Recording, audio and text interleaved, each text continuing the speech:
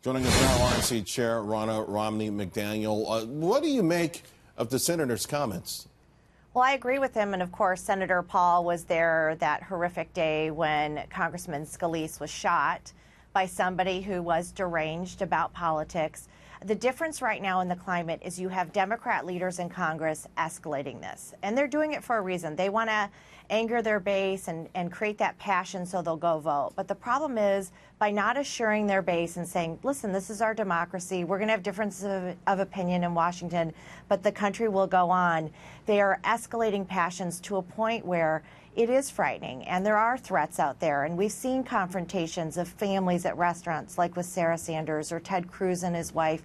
This is not something we want in our political discourse in our country. And it's going to take Democrat leaders stepping forward and saying, we need to stop this and tamp this down. So far, we haven't seen that from Cory Booker or Maxine Waters or Nancy Pelosi, and it is very concerning for our country. In fact, on the contrary, I mean, Hillary Clinton is just saying you cannot be civil with a political party that wants to destroy what you stand for and what you care about. Just the language, the tone in which she's talking about is advocating incivility and the kind of things that you're talking about. And this is the person that the party elected to run for president last time out. It is worrisome, and you got to wonder who in that party will finally stand up and say enough is enough.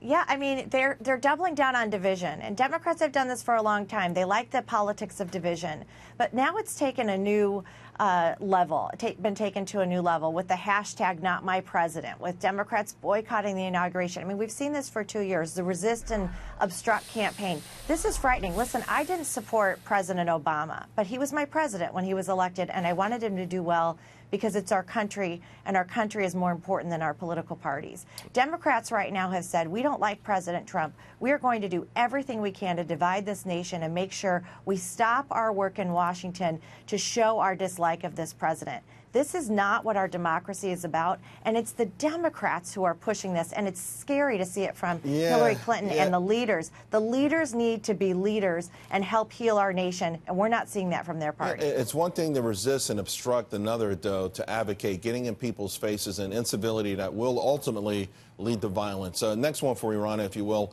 Pop star Taylor Swift, she's getting political in Tennessee, endorsing Democrats, and a lot of people registered to vote after she did this. I think like 75,000 people. How concerned is the Republican Party?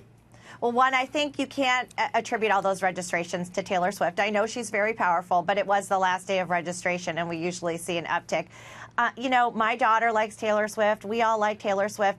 I would love Taylor Swift to come to the RNC headquarters. We will educate her about Marsha Blackburn and the candidate that she endorsed, who has a history of hiding sexual harassment cases, not a big champion of women, this candidate that she's endorsed. I don't think she had the facts. I think we could go give Taylor an education, and she'd come out on our side of things. You know, of course, historically, a lot of her claims are historically challengeable anyway. To your point, someone needs to sit down with her and explain, like when women's rights issues were actually passed. And the fact is, Marsha Blackburn wasn't old enough to have any influence. And the last one for you, of course, Nikki Haley's resignation yesterday, U.S. ambassador. Your thoughts on who may take her place?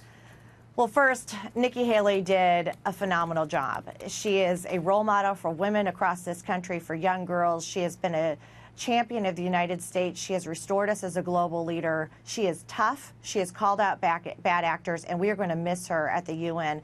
I don't know who the president's going to choose. I've seen the short list. Obviously, I know Dina Powell, who's fantastic, Ambassador Grinnell. I just know whoever President Trump chooses will do very well in that position. The president has put together the best cabinet, the best administration that we've ever seen. All right. Thank you very much. Always a pleasure speaking with you. Thanks. Thanks, Charles.